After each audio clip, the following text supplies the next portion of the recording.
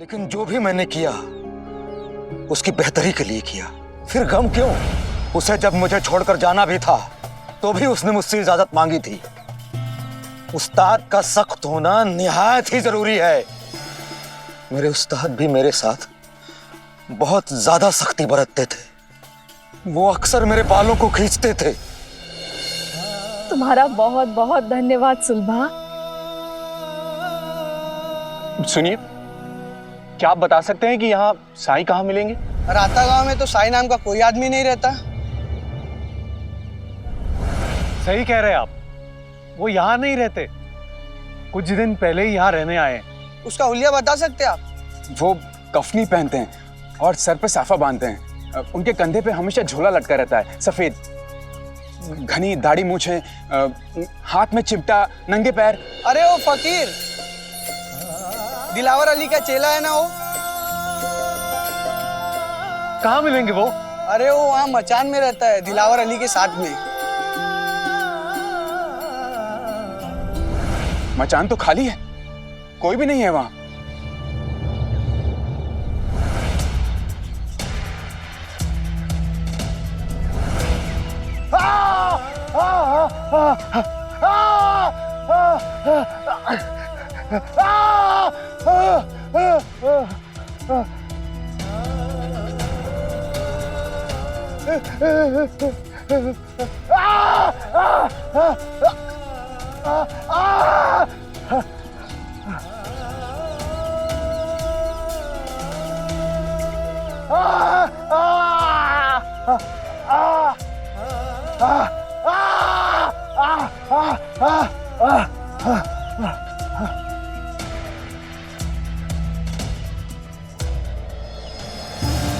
कुछ पाने के लिए तकलीफ उठानी पड़ती है तुकाराम।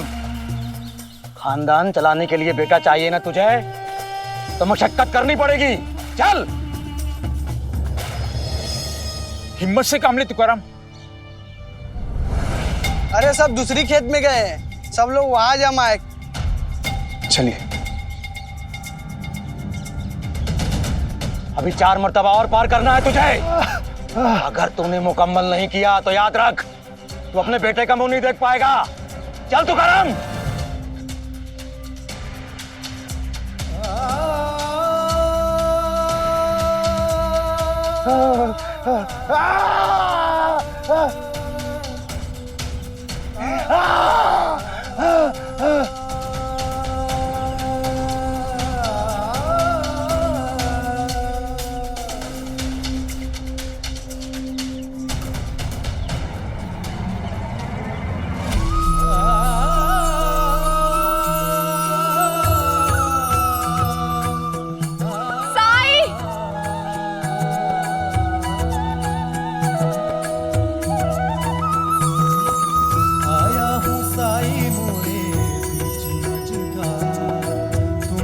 लगा दो साईं,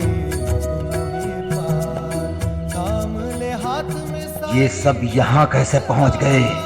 मोरे साई मोरे दाता, तुम ही हो मोरे तारणहार। साई ओम साई ओम साई ओम साई ओम साई ओम साई ओम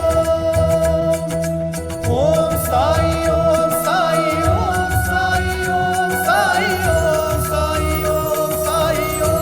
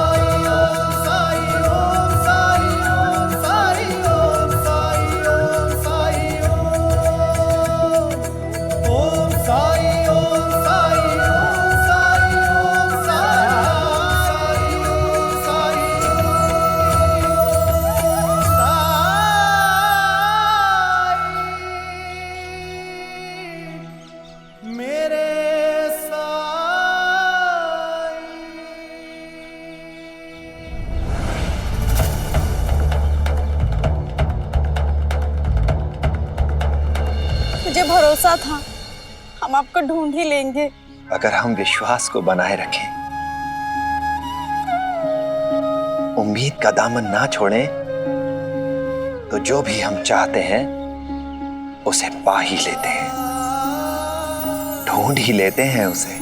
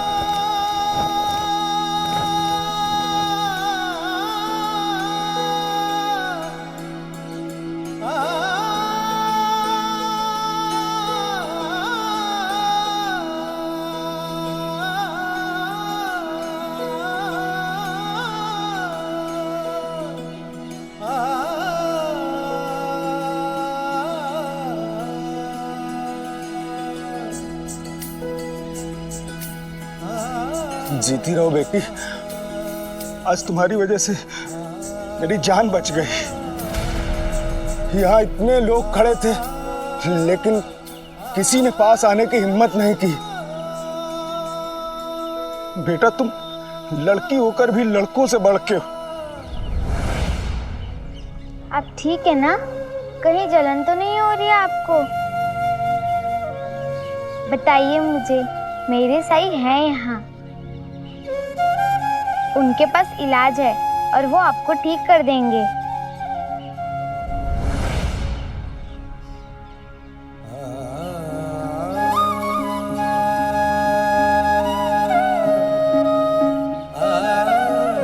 साई, इन्हें देखिए ना, इन्हें आपकी जरूरत है। इन्हें जो चाहिए था वो इन्हें मिल चुका है। ये कोई और नहीं, पिता हैं तुम्हारे।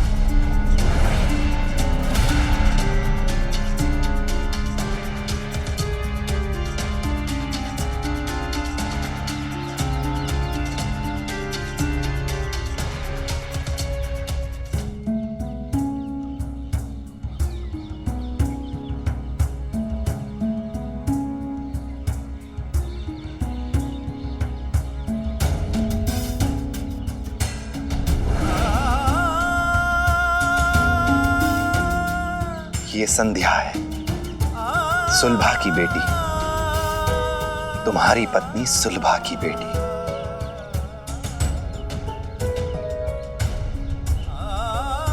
जिसे 12 साल पहले तुमने बेटी पैदा करने के लिए निकाल दिया था। क्या इसे पहले से औलाद है? हाँ, पर तुकाराम संध्या को अपनी औलाद नहीं मानता, क्योंकि वो लड़की है। और तुम तुकाराम, आज तुम्हें स्वीकार करना पड़ा, ये बोलना पड़ा कि संध्या बहादुर है, बेटों से बढ़कर है। ये बेटा चाहिए था ना तुम्हें?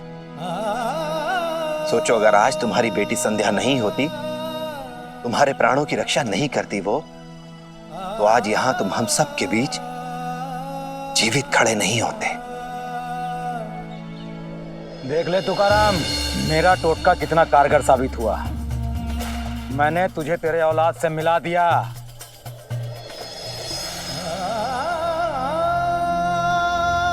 तुम मेरी बेटी हो। मेरे पास आओ बेटा, मेरे पास आओ। मैं तुम्हारा पिता हूँ बेटा।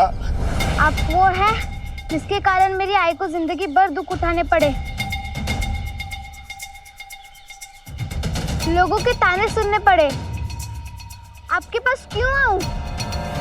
आज जो ये हुआ उसने मेरी आंखें खोल दी। भगवान ने मुझे मेरे बच्चे और मेरे परिवार से दोबारा मिला दिया। कहीं नहीं जाने दूंगा, मैं अपनी बेटी के साथ रहूंगा। और सुलभा, आज से तुम मेरे घर में रानी की तरह रहोगे, जैसे पहले रहा करती थी। और आपकी दूसरी दीदी? तुम उसकी चिंता मत करो, मैं तुमको सौतन के साथ नहीं रहने दूंगा। मैं उसको उसके महके भेज दूंगा। और आज से नहीं, अभी से जो कुछ भी मेरा है सब तुम्हारा होगा। बस मुझे माफ कर दो। वाह, बेटी को जन्म दिया तो अपने घर से निकाल दिया मुझे। मैंने तो गुजारा करने के लिए लोगों के घरों में नौकरानी का काम कर लिया, लेकिन बेचारी वो कैसे गुजारा करेगी? भीख मांगकर? नहीं नहीं नहीं, अब ऐसा कुछ नहीं होगा, ऐसा कुछ नहीं होगा। मुझे माफ कर दो सुलभा, मेरी बच्ची, मुझे माफ कर दो। बस, अब एक और शब्द बोलने की जरूरत नहीं है आपको। जब मुझे ये एहसास हुआ कि मैं अनजाने में राहता पहुंच गई हूं, तो डर गई थी मैं, क्योंकि मैं ये सोच रही थी कि मैं उस जगह को दोबारा कैसे देखूंगी जहां मेरी आशाएं टूट गई थी। उस व्यक्ति का सामना कैसे करूंगी जिसने मुझे त्याग दिया था। लेकिन अब मुझे पता चला, साईं मुझे यहाँ लाना चाहते थे। शुक्रिया साईं, इस पल से मुझे अब कोई पछतावा नहीं है, क्योंकि मुझे मालूम है दुनिया की सबसे अनमोल दौलत मेरे पास है, जहां ना कोई शर्त है ना ही अपेक्षा, केवल प्यार ही प्यार है। मैंने अपने अनुभवों से, अपनी मेहनत से सब कुछ प्राप्त किया, बिना उस आदमी की मदद के जिसने मेरा साथ 7 जन्म तक निभाने का वादा किया था।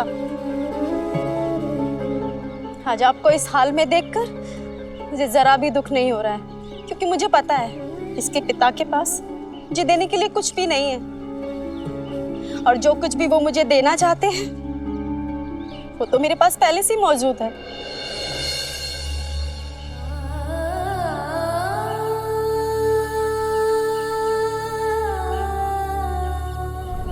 उस समय तो आपकी बातें नहीं समझ में आती थी। तुम्हें ऐसा क्यों लगता है कि ईश्वर तुमसे नाराज है? क्योंकि उसने मुझे औलाद नहीं दी। क्या ईश्वर ने तुम्हें कुछ भी नहीं दिया? लेकिन आज समझ आ रही। शुक्रिया साईं। शाम फरामोश, मुझे शुक्रिया न कह के तू मेरे शागिर्द को शुक्रिया कह रहा है। तुझे तेरे औलाद से मिलाने वाला मैं हूं। बदजात, तूने मेरा टोटका पूरा नहीं किया तो अब तेरे नसीब में कभी भी बेटा नहीं होगा। बेटी तो नसीब हो चुकी है, बस इसे अपना सकूं ये मेरी खुश नसीबी होगी। मुझे माफ कर देना हो सके तो माफ कर देना।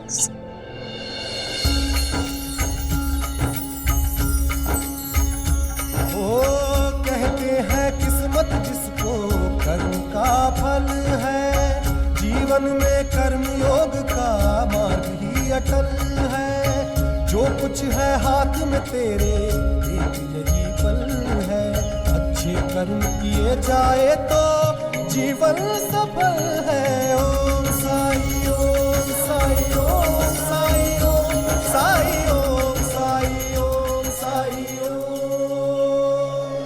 कब तुम लोगों को ये समझ में आएगा कि ये फकीर तुम्हारा साई नहीं, मेरा शागिर्द है। हमारा पीछा करते हुए यहां तक आने की हिम्मत कैसे हुई तुम लोगों की? मैं इसका उस्ताद हूं और मैं इसे जहां चाहूं वहां ले जा सकता हूं। तुम्हें इससे क्या मतलब? मतलब है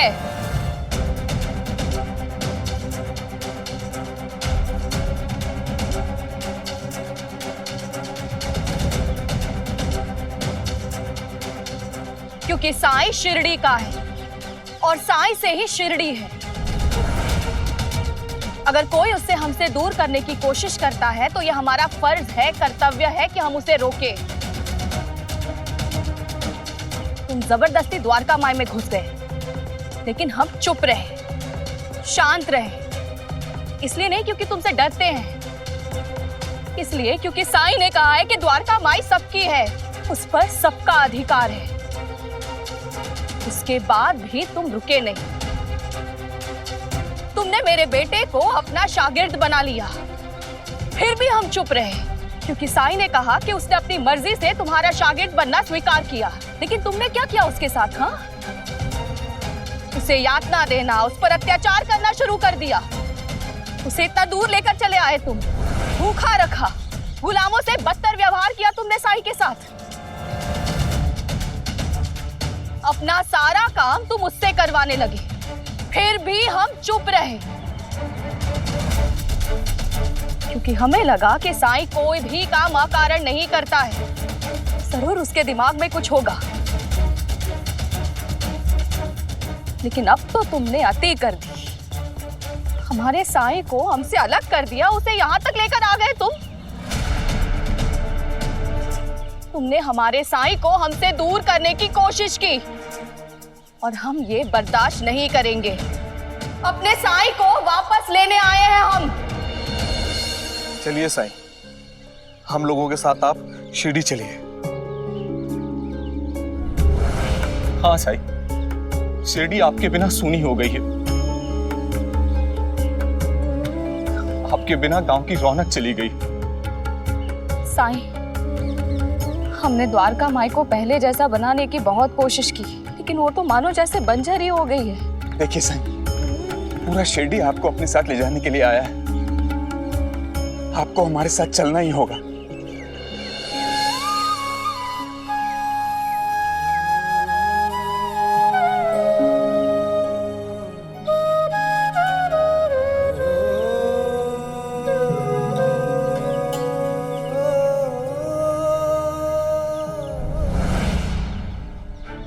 माफ कीजिएगा मुझे, लेकिन मैं आप लोगों के साथ शिरडी नहीं लौट सकता।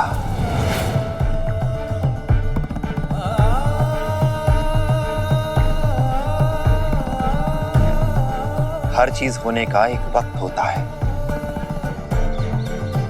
और शिरडी लौटने का वक्त नहीं आया है अभी। दिलावर जी ने मुझे अपना शागिर्द बनाया है,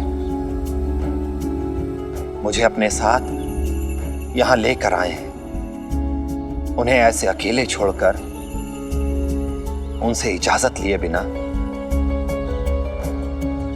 नहीं जा सकता मैं। सुन लिया? अब मेरे जानिब से कान खोलकर सुन लो, मैं इसे जाने की इजाजत हरगिज नहीं दूंगा।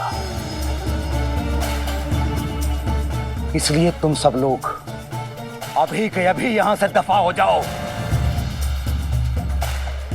इसका मतलब है कि हम लोग फिर से साई को खो देंगे? नहीं बेटी, ऐसा नहीं होगा। तुम्हें ऐसा नहीं करने देंगे हम। है कौन तू?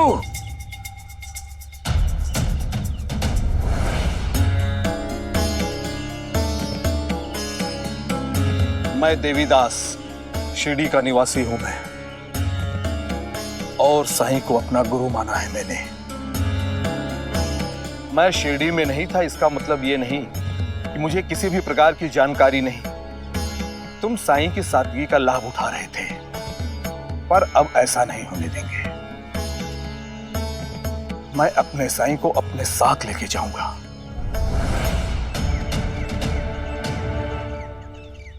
और तुम्हें लगता है कि तुम अकेले ही सबसे बड़े बुद्धिमान हो? मैं अक्लमंद भी हूं और आलिम भी हूं। तू शिरडी में नहीं था, इसलिए तुझे बता रहा हूं। मैं यहां का सबसे काबिल और फाजिल इंसान हूं। अपने टोटकों से बेहिसाब गांव और गांव वालों की तकदीरें बदल दी हैं मैंने। मेरे तकरीर के सामने कोई नहीं टिकता।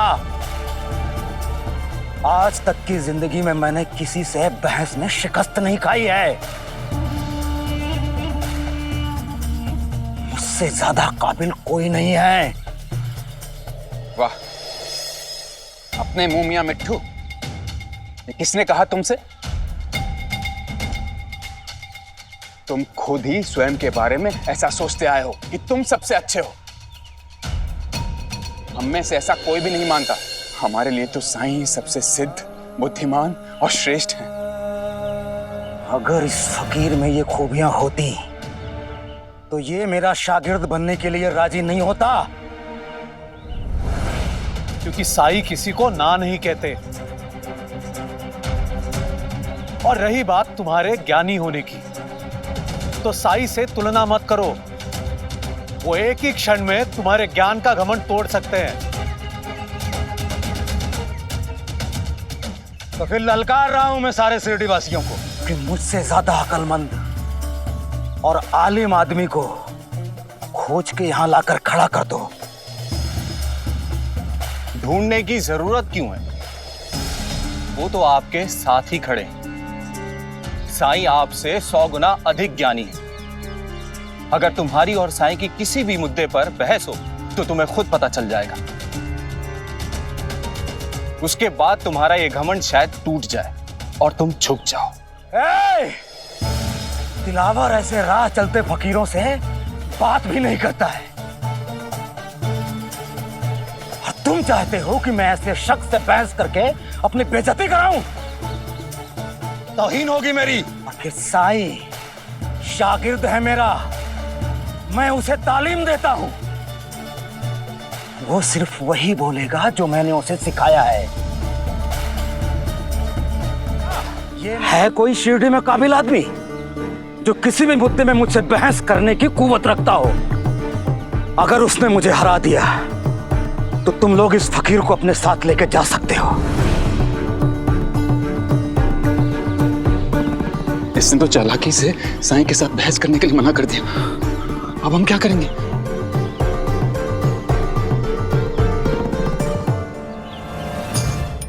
अंदाजी, ये बहस क्या होती है? मुझे क्या पता अंदाजी, हमें तो केवल सुनने की आदत है। तुम में से कोई नहीं है इस लायक? क्या तुम किसी को नहीं जानते? होगा तो मिलेगा ना। इसी ऐन वक्त पे अक्ल मारी जाती है, इसलिए कल सुबह तक का वक्त दे रहा हूं तुम लोगों को, ये सोचने के लिए भी और शिरडी से किसी को बुलाने के लिए भी।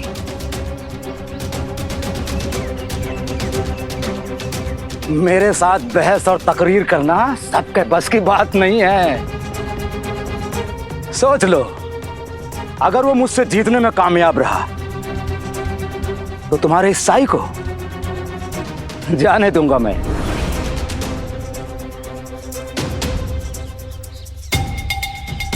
और अगर वो हार गया या फिर तुम लोग किसी को लाने में नाकाम रहे तो फिर तुम लोग बिना साईं के शिरडी वापस चले जाओगे। और आइंदा से मुझे परेशान करने की कोशिश भी नहीं करोगे।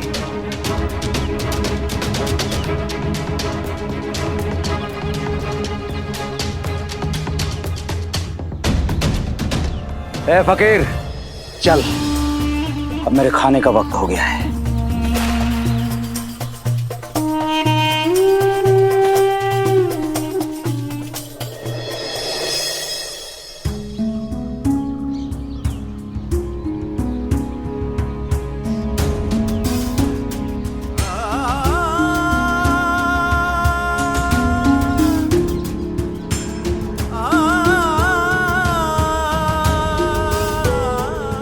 भाईसामा, मुझे पता है कुछ नहीं खाया है तुमने। लो, खा लो।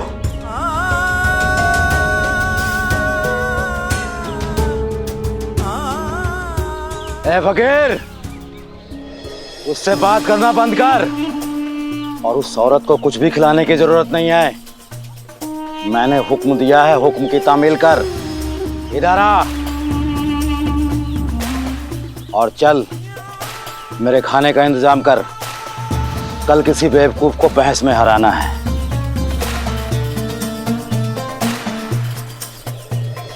मुझे माफ कर देना भाईसामा।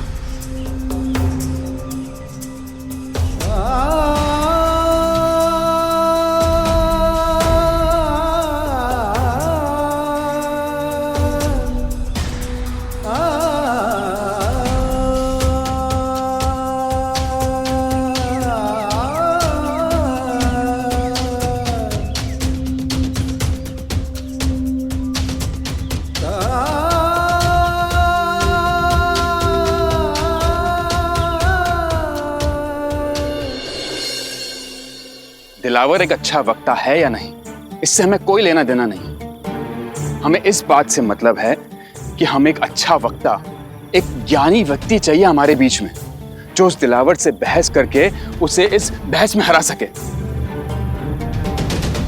पाटिल जी, आप ही बताइए, क्या आपकी नजर में ऐसा कोई व्यक्ति है?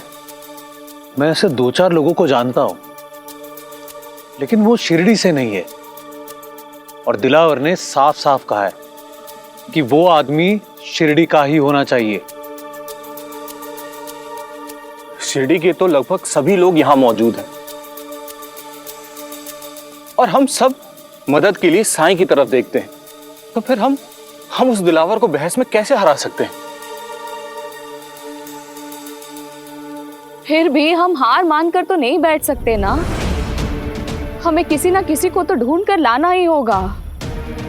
हम आपकी भावनाओं को समझ सकते हैं, लेकिन इस समय हमें ऐसे व्यक्ति की आवश्यकता है जो धार्मिक ग्रंथों को जानता हो, जिसने अपने व्यवहारिक ज्ञान की प्राप्ति के लिए उस दिलावर जैसा देश भ्रमण किया हो। अब आप ही बताइए, क्या हमारे बीच ऐसा व्यक्ति है?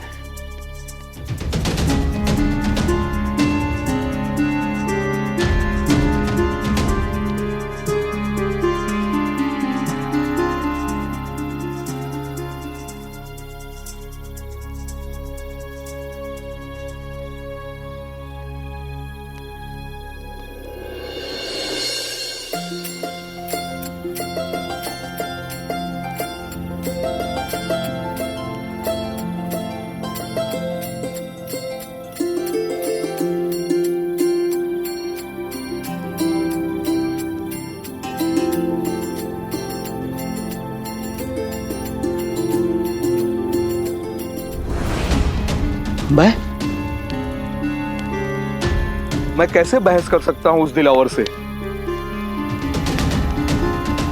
जब मैं साईं से मिला था तो मुझे लगा कि अभी मुझे बहुत कुछ सीखने की आवश्यकता है।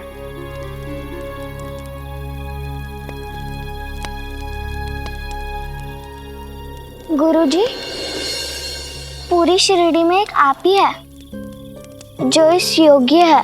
आपसे विनती है, आपको हम सबके लिए करना ही होगा। हाँ गुरुजी, वरना हम साईं को हमारे साथ शिरडी नहीं लेके जा पाएंगे। गुरुजी, आपके सिवाय और कौन है?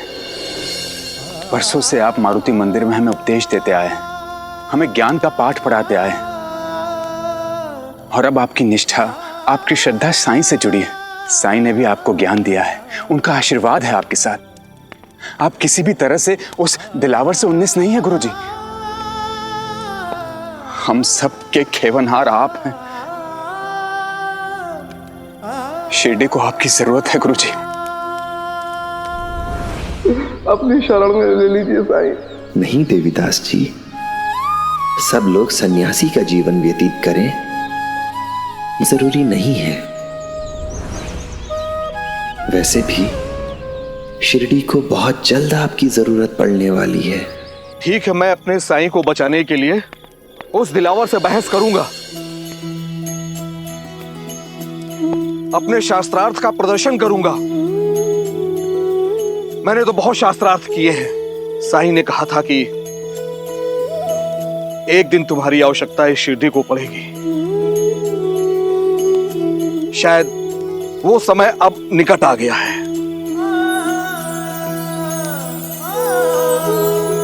मैं बहस करूंगा उस दिलावर से।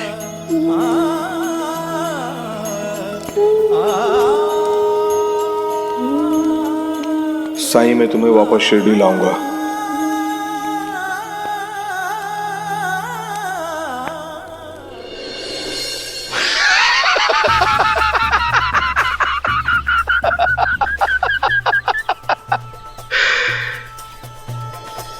तो तू करेगा मेरा मुकाबला? तू? हाँ, मैं तुझे हराकर अपने साईं को शिरडी वापस ले जाऊंगा। तेरी इतनी औकात कि तू मेरा सामना कर सके? हाँ? मेरे शागिर्द का शागिर्द है ना तू? अगर तेरी इतनी हिम्मत है तो ठीक है, लेकिन याद रख, अगर तूने मुकाबले में शिकस्त खाई तो उस फकीर की तरह मेरा शागिर्द बनके मेरी खिदमत करेगा तू।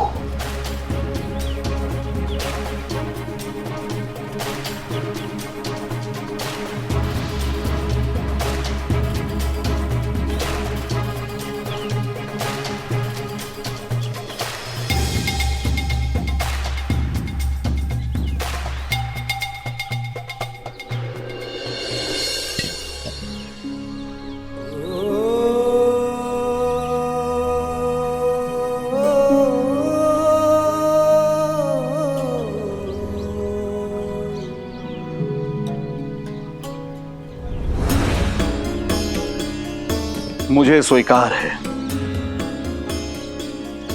मैं अपने साईं और शिरडी के लिए कुछ भी कर सकता हूं।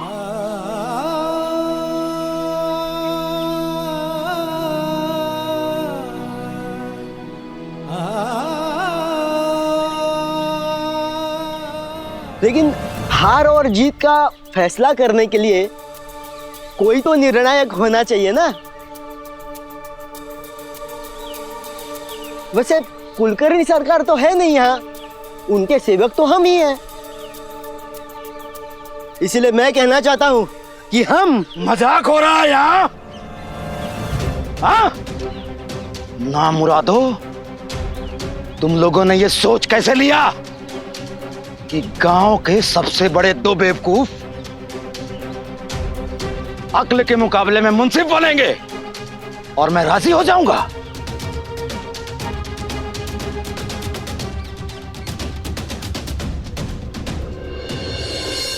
सही कह रहे हो। हमें निर्णायक व्यक्ति की आवश्यकता तो पड़ेगी, जो जानकार हो और साथ साथ निष्पक्ष भी हो।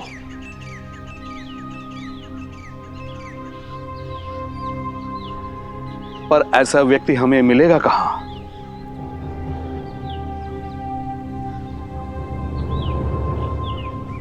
मैं जानता हूं ऐसे व्यक्ति को।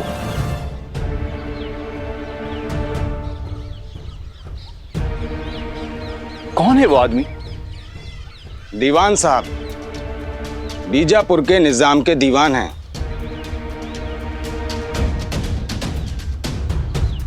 और वो इस समय राहता आए हुए हैं।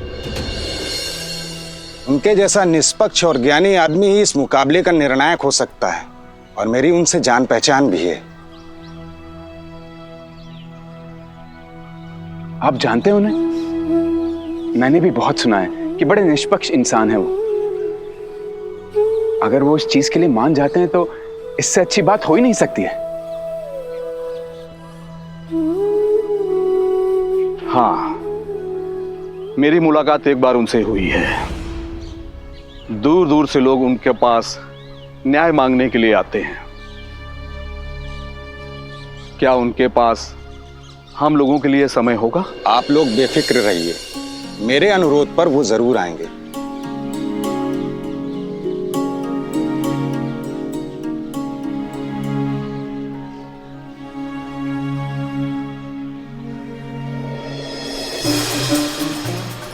मुझे जीतना ही होगा ताकि मेरे इल्म से बीजापुर के निजाम के दीवान मुस्तसिर हों। फिर मेरा मुस्तकबिल सूरज से भी ज्यादा चमकदार होगा।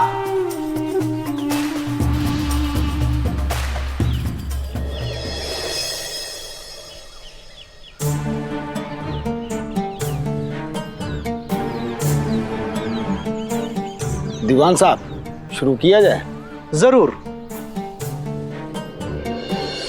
इल्म, बुद्धि और ज्ञान के इस मुकाबले में, इस बहस में मैं आप दोनों से एक प्रश्न करूंगा।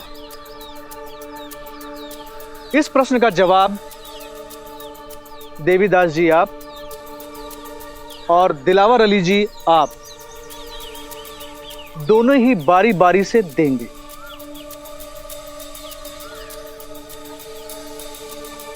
जिसका भी जवाब बेहतर होगा, मैं यहां रखे हुए लड्डू में से एक लड्डू इस तराजू के उसके उस पलड़े में डाल दूंगा।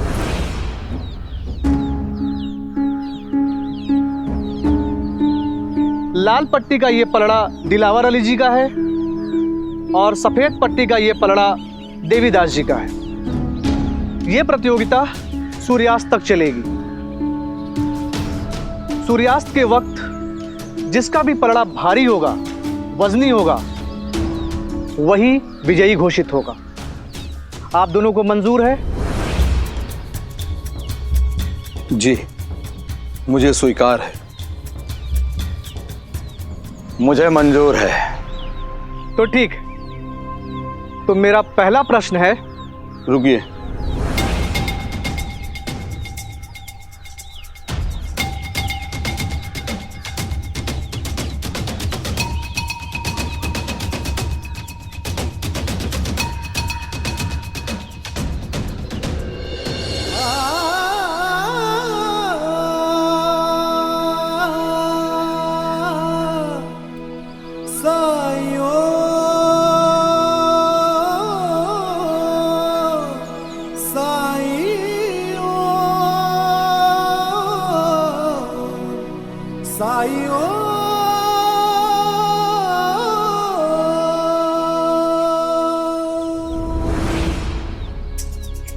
मेरा पहला सवाल, हमने जन्म लिया है जीने के लिए, तो मेरा पहला सवाल उसी से संबंधित है, उसी से जुड़ा है। क्या जिंदगी जीने का कोई सही तरीका है?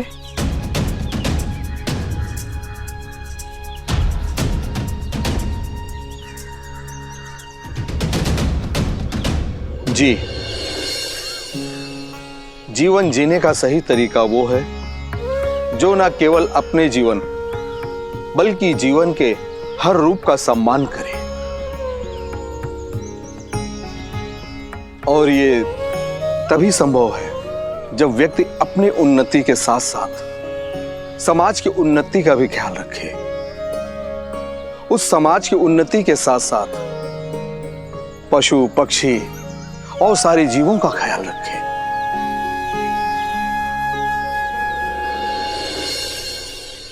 अपने और दूसरे के बारे में सोचने से पहले हमें उसे याद करना चाहिए जिसने हमें बनाया है। दिन, रात, जमीन, आसमान, जन्नत और जहन्नुम, इस दुनिया में हम जो भी देखते हैं सब कुछ उसी ने हमें दिया है। जिंदगी वही है जो उस खुदा के सजदे में गुजरे। जिंदगी वही है जो हर वक्त खुदा के शुक्रगुजार हो और उसकी इबादत करते हुए बीते। बहुत खूब, माशाअल्लाह। आप दोनों की बातें सुन करके ऐसा लगता है कि सभी मजहब अच्छाई सिखाते हैं, सभी मजहब नेकी सिखाते हैं। अच्छा लगा।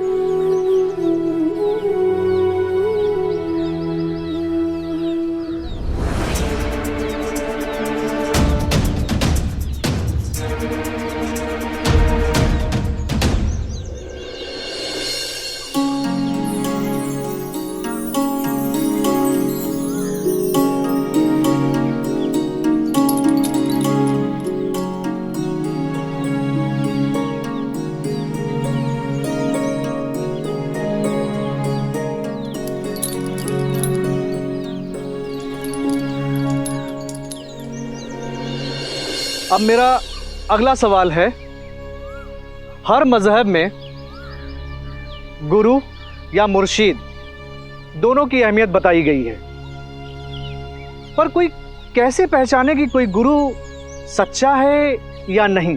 सच्चा मुर्शिद वही है जिसके तरफ उसके शागिर्द खुद ब खुद खिंचे चले जाएं, जिसे देख के न इंसान उसकी अच्छाई के बारे में सोचे और ना ही उसकी बुराई के बारे में। सच्चा मुर्शिद वही है जिससे मिलकर ये लगे कि अगर इसकी पनाह न मिली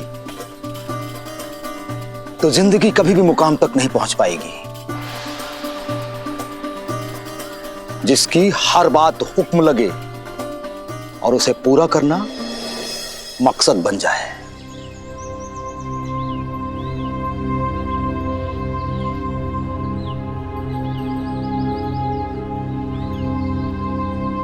और देवीदास जी, आप?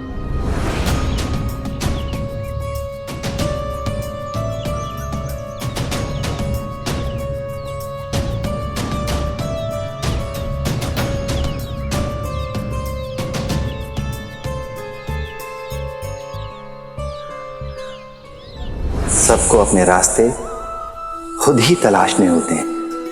मंजिल एक हो फिर भी सबको सफर अकेले ही तय करना पड़ता है। किसी एक व्यक्ति के सहारे नहीं रहा जा सकता, भले ही वो हमारा गुरु ही क्यों ना हो।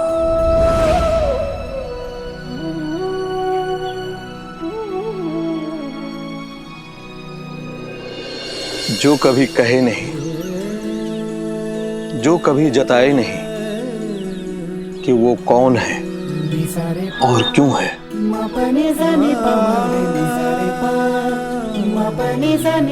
जिनके पास आने से सुख की अनुभूति होती हो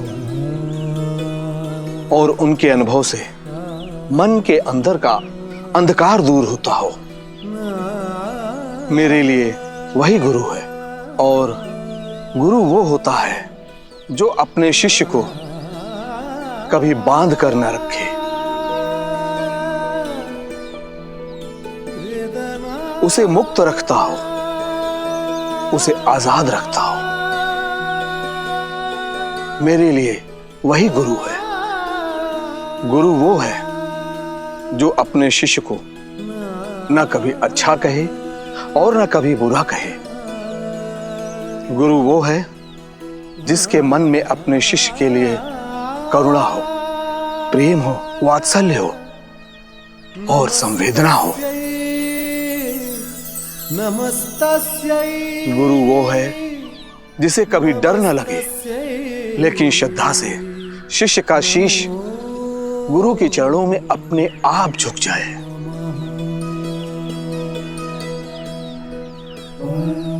गुरु वो है जो अपने शिष्य के हर सुख दुख को महसूस कर सके।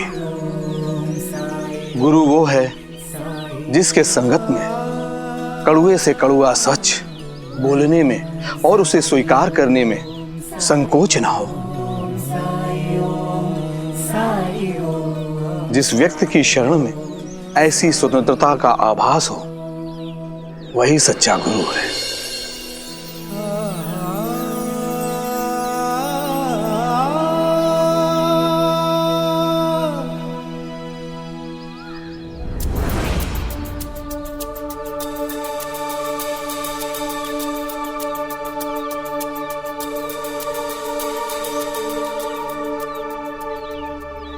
अब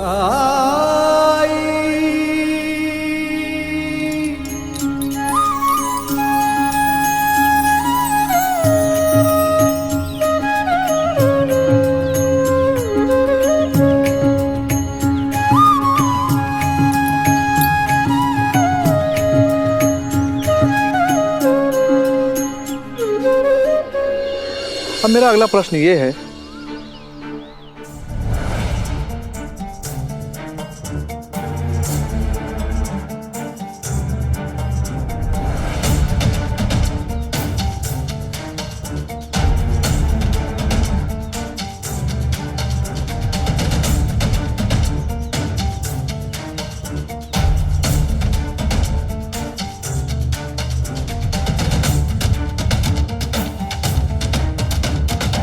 और अब मेरा अगला सवाल है, यदि जीवन को बेहतर बनाना हो, उसके लिए यदि कोई चीज बदलनी है, तो वो चीज क्या हो सकती है?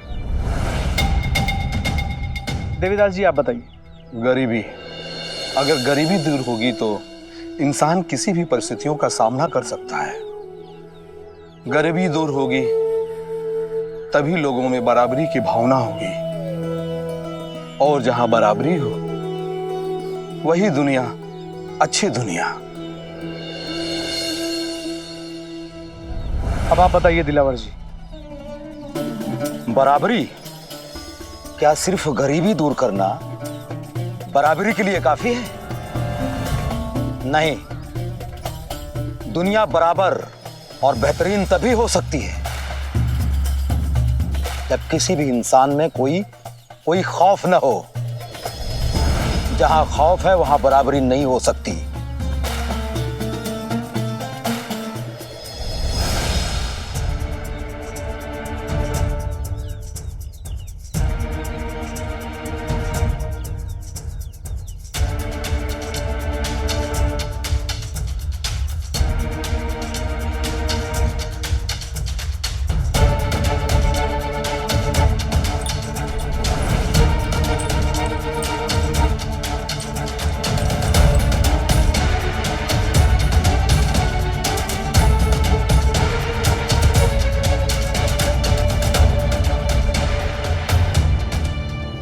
मिट्टी या सोना? एक मुट्ठी मिट्टी और एक मुट्ठी सोना, दोनों की कीमत का अंदाजा लगाएं तो जवाब अपने आप मिल जाएगा। कीमत तो हवा की कुछ भी नहीं है, तो क्या इसका मतलब हवा अमूल्य नहीं है? इसी तरह है सोना और मिट्टी। सोने पे पौधा नहीं उगता है, लेकिन मिट्टी से जीवन उपजता है, और मिट्टी ही है जिसमें एक ना एक दिन सारा जीवन समाहित हो जाता है।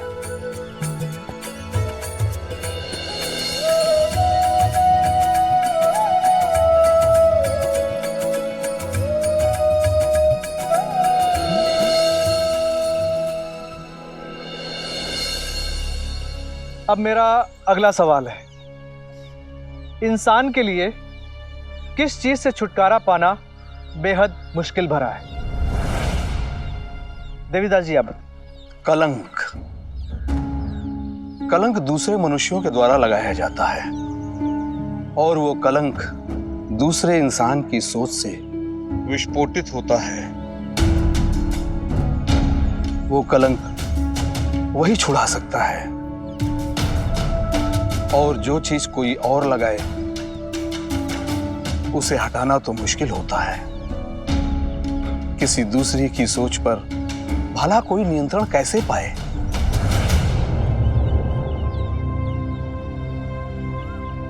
बचपन की यादें।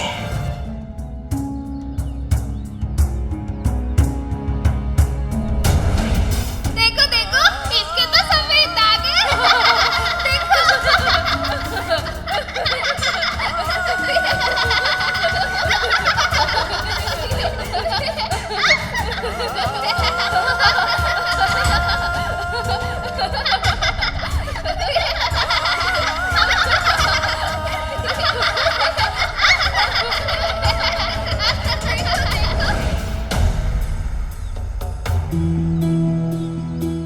खुद को ये समझाना आसान है कि किसी और की सोच पे हमारा अख्तियार नहीं है, लेकिन जो चोट एक बच्चे की सोच पे लगती है, उस चोट को कैसे मिटाए कोई? अपनी ही यादों को कैसे मिटाए कोई?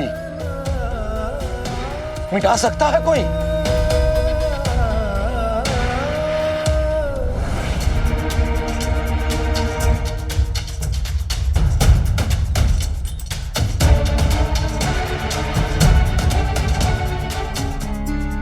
सूर्यास्त लगभग होने को है और दोनों का ही पलड़ा लगभग बराबर है।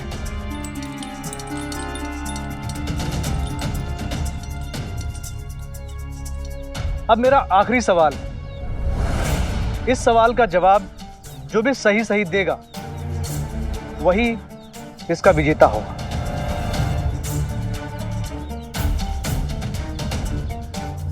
नहीं, ईश्वर मेरे साथ इतना निर्दयी, इतना कठोर नहीं हो सकता।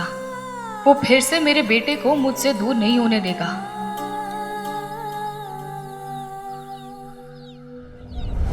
क्या आपने किसी के साथ बहुत बुरा बर्ताव किया है, लेकिन आपको उसके लिए कोई आत्मग्लानि नहीं है? जी, मेरा एक शिष्य था जिसके साथ मैंने बहुत ही कठोर व्यवहार किया। अपने शिष्य दामोदर के साथ, उसके साथ सख्ती की थी मैंने एक बार, जिसका दुख है मुझे। मैंने इसलिए किया था ताकि वो अपने जीवन में कुछ बन सके। आप मुझे निकाल रहे हैं यहाँ से? मेरी सेवा में कोई कमी रह गई? नहीं दामोदर, मैं तुम्हें निकाल नहीं रहा हूं, बल्कि तुम्हें मुक्त कर रहा हूं, जिससे तुम नया मार्ग ढूंढ सको। आज मैंने साईं से जाना कि मुझ में गुरु बनने की योग्यता नहीं है, तो भला मैं तुम्हें अपना शिष्य कैसे बना सकता हूं? ईश्वर की कृपा से अब वो सही जगह पर है और वो अपने कार्य में खुश है, इसीलिए मुझे कोई ग्लानि नहीं है। और दिलावर जी, आपका क्या कहना है? ये आखिरी सवाल है और दीवान को अपना कायल बनाने का आखिरी मौका। एक नहीं, बहुत बार मेरी जिंदगी में मेरे कई शागिर्द रहे हैं और उन्हें सिखाने के लिए, उन्हें लायक बनाने के लिए जितनी सख्ती मुझे करनी चाहिए थी, उससे कहीं ज्यादा सख्ती की है मैंने।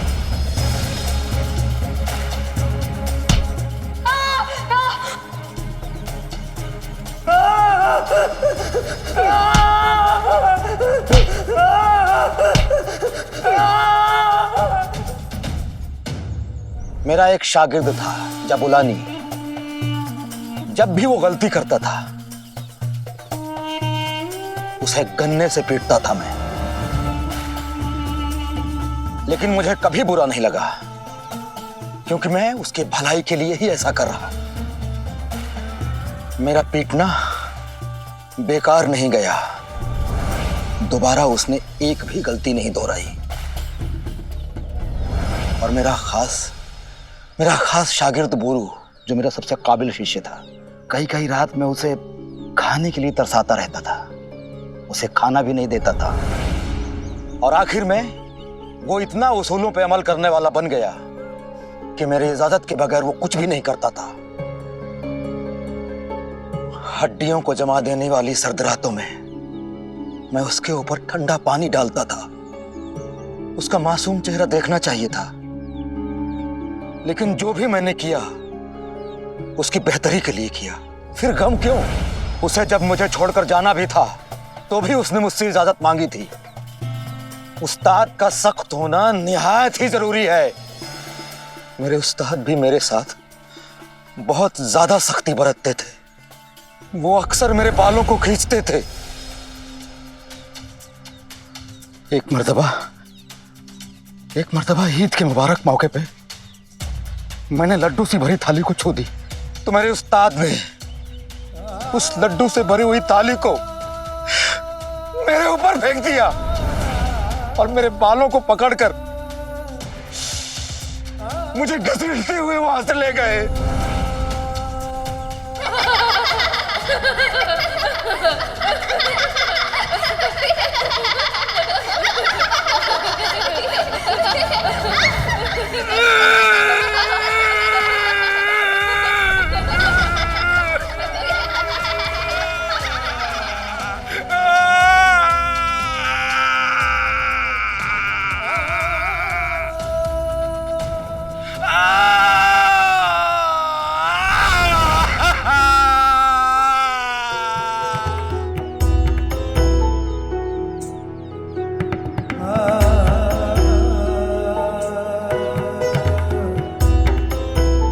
रो लीजिए, अगर आंखों में ही रुकी रहें तो कांच बन जाती हैं ये बूंदें। आज बह निकली हैं, बह जाने दीजिए। इंसान जब सबके सामने रोने की हिम्मत पा लेता है तो समझ लेना कि वो सबके सामने अपने किसी भी सच को स्वीकार करने की हिम्मत पा चुका है। दिलावर जी का क्रूर चेहरा सभी ने देखा, लेकिन इस क्रूरता के पीछे दिलावर जी क्या छुपा रहे हैं ये कोई नहीं देख सका।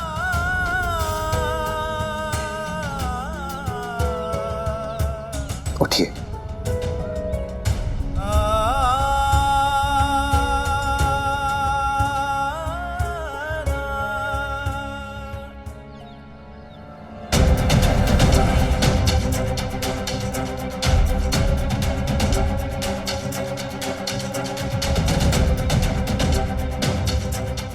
हम सभी में कुछ त्रुटियां, कुछ कमियां, कुछ दोष होते हैं। कुछ कमियां ऐसी होती हैं जो पूरी दुनिया को दिखाई देती हैं, और कुछ ऐसी जिन्हें हम खुद भी देख नहीं पाते हैं। अगर हमें दूसरे की कमियां दिखाई दें तो इसका मतलब ये तो नहीं कि हम दूसरों से बेहतर हैं। अपना सच दूसरों के सामने लाने के लिए हिम्मत ही नहीं, विश्वास भी चाहिए। ये विश्वास कि हमारा सच जानकर लोग हमारा मजाक नहीं बनाएंगे, घृणा नहीं करेंगे हमसे, हमारे सच को अच्छाई और बुराई के तराजू में नहीं तौलेंगे वो। ओ जब कठिनाई छाई तू ही याद आया, भटके राही को तूने रास्ता दिखाया, तूने भक्तों का बेड़ा पार लगाया। तेरी महिमा मेरे साईं कौन जान पाया। साईं, साईं ओम साईं ओम साईं ओम साईं ओम साईं ओम साईं ओम साईं ओम साईं ओम साईं ओम साईं ओम साईं ओम। मुझे कुछ अजीब सा महसूस हो रहा है। ऐसे लग रहा है जैसे मैं बंधनों से आजाद हो रहा हूं।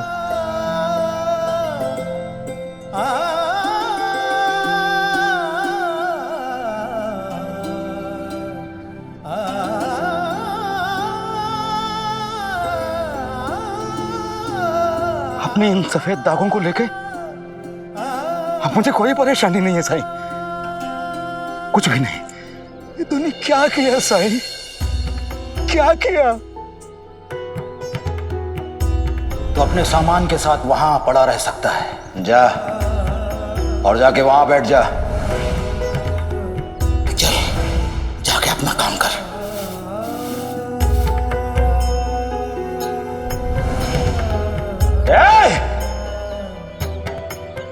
दिन भर लकड़ी बीनता रहेगा तो खाना कब बनाएगा? पीछे मेरे पीछे आ। मैं तुम्हारे साथ बेरुखी से, सख्ती से पेश आता था। यहां तक कि मैं तुम्हारा उस्ताद नहीं बल्कि तुम्हारा मालिक बन बैठा था। इसके बावजूद भी तुमने मेरी मदद की। सच तो ये है कि कोई भी इंसान किसी दूसरे इंसान का मालिक नहीं बन सकता, क्योंकि वही सबका मालिक है, सबका मालिक एक।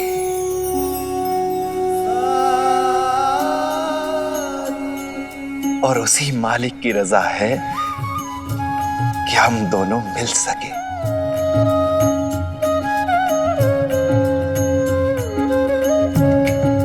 मुझे माफ कर दो साई।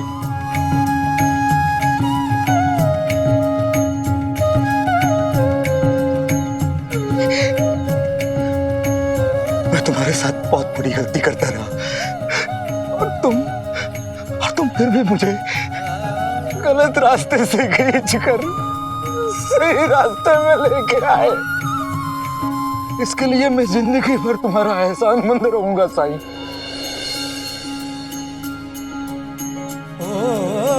सबक सबूरी के ही जिसने सिखाए, उसी की परीक्षा के ये पल में आज आए। बदरा बुराई के ये जितने भी छाए, साईं मेरे अच्छाई का जल बरसाए। कष्ट जो अपार साईं हंस के उठाए, मन में साईं के क्या है कौन जान पाए। ओम साईं ओम साईं ओम साईं साईं ओम साईं ओम।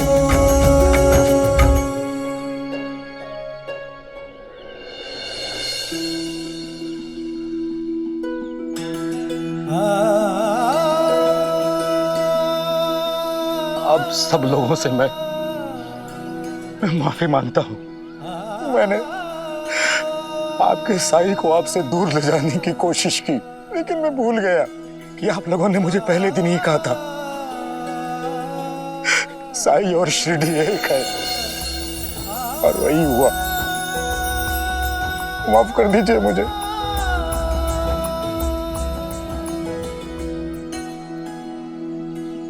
ऐसा लगता है कि अब यहां मेरी कोई जरूरत नहीं रही।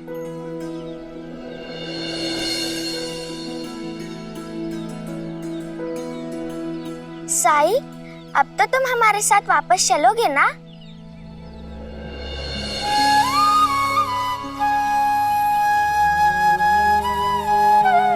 हाँ लक्ष्मी, अब मैं शिरडी लौट सकता हूं, द्वारका माई में रह भी सकता हूं मैं। लेकिन क्या मेरे शिरडी वापस लौट आने के बाद कोई दूसरा दिलावर अली शिरडी में नहीं आएगा?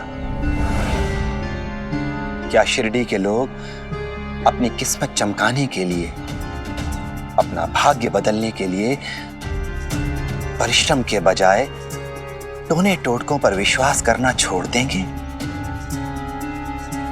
जब से दिलावर अली जी द्वारका माई में आए, बड़ी खामोशी से शिरडी वासियों को देखता रहा मैं।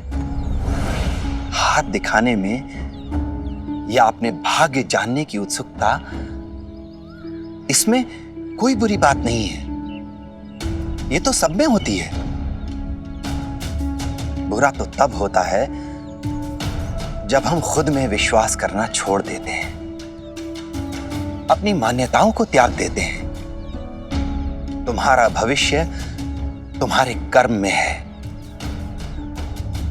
तुम्हारे विचारों की अच्छाई बुराई में है, तुम्हारे पुण्य में है, तुम्हारे प्रायश्चित में है, टोने टोटकों में नहीं। लोगों ने ये सब जानते हुए भी अपनी समझदारी के बजाय दूसरे लोगों पर भरोसा किया। जानते हो क्यों? क्योंकि उनमें श्रद्धा और सबूरी दोनों की कमी थी। कोई अपनी पत्नी से झगड़ा करने लगा किसी ने मनचाहा जीवन साथी पाने के लिए परिश्रम के बजाय टोने टोटके को अपनाया? क्या छोटे रास्ते पर चलकर जीवन का लंबा सफर तय किया जा सकता है? क्या कोई अपनी किस्मत को चकमा दे पाया है कभी? ये जीवन हमें सुख और दुख दोनों के साथ ही मिलता है। अगर इनसे भागोगे तो जीवन का अनुभव अधूरा ही रह जाएगा। और ऐसे ही कोई ना कोई दिलावर अली तुम्हारी बेसब्री का, तुम्हारे सब्र ना रखने का फायदा उठाता रहेगा। साई, हमें माफ कीजिए, हमसे गलती हो गई। हमसे गलती हो गई साईं, हमें क्षमा कर दीजिए। और लक्ष्मी तुम, मैंने तुम्हें कितनी बार समझाया कि दिलावर जी का सम्मान करो, लेकिन तुमने मेरी एक बात नहीं मानी। किसी का भी उसके रंग ढंग, उसकी वेशभूषा के लिए मजाक नहीं बनाना चाहिए। मुझसे गलती हो गई साई, मुझे माफ कर दो। अब से मैं तुम्हारी हर बात मानूंगी। साई,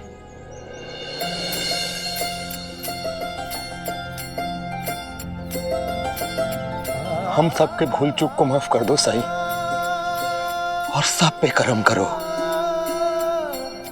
क्योंकि शिरडी को उसका साई वापस मिल जाएगा, और साथ में मेरा रास्ता और मंजिल भी। तुम हमेशा तारीफ करते थे ना कि मैं कुरान पढ़ लेता हूँ, बहुत अच्छी बातें कह लेता हूँ। साई, तुम्हारी उसी सलाह पे मैंने ये फैसला किया है कि मैं अब सबसे अच्छा उस्ताद बनूंगा और मदरसे में बच्चों को तालीम दूंगा, उनकी परवरिश करूंगा, ताकि वो बेखौफ मुझसे इल्म हासिल कर सके। ये तो बहुत खुशी की बात है। इस बात पर मुंह तो मीठा किया जाना चाहिए। नहीं साईं, लड्डू मैं बांटूंगा अपने हाथों से।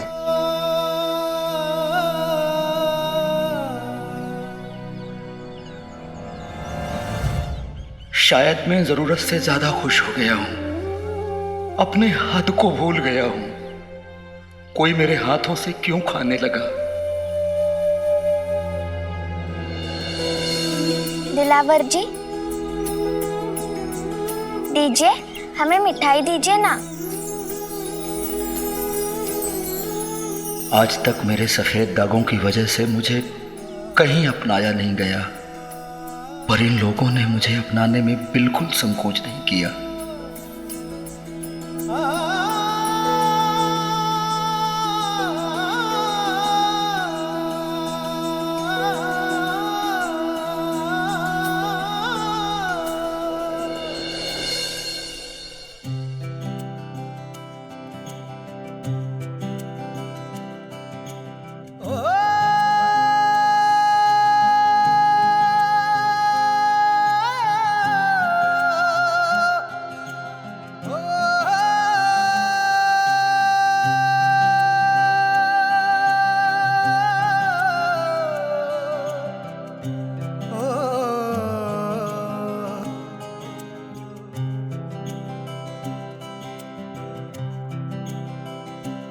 ना मांगू दुआ,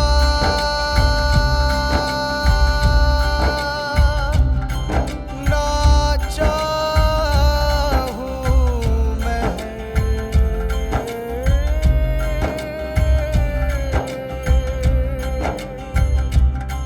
ना मांगू दुआ, ना चाहूं मेहर, बस तेरा करम हो शाम और सहर। ना मांगू दुआ, ना चाहूं मेहर, बस तेरा करम हो शाम और सहर।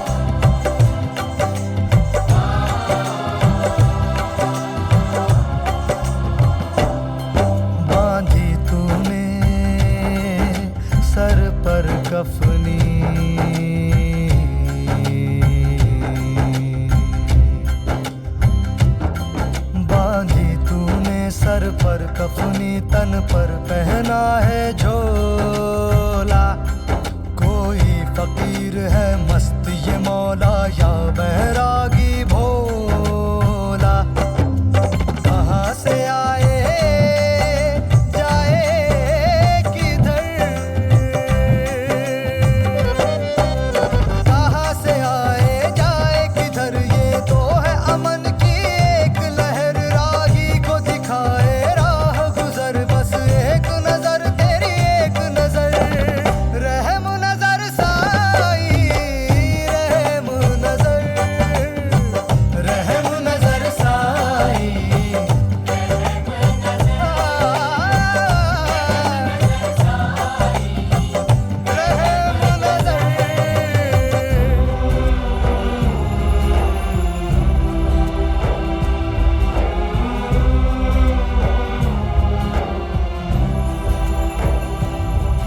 बंदे हैं हम सारे उसके, बंदे हैं हम सारे उसके, सबका मालिक एक। श्रद्धा और सबूरी रख कर काम किए जाने एक। कोई भी राह, कोई भी सफर, कोई भी राह, कोई भी सफर, उस तक पहुंचे हर एक डगर। राही को दिखाए राह गुजर, बस एक नजर तेरी एक नजर।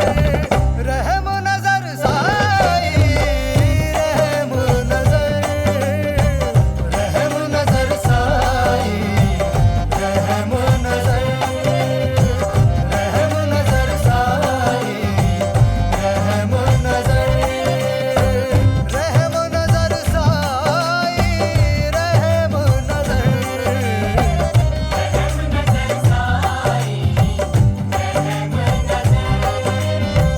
रहम नजर साई, रहम नजर,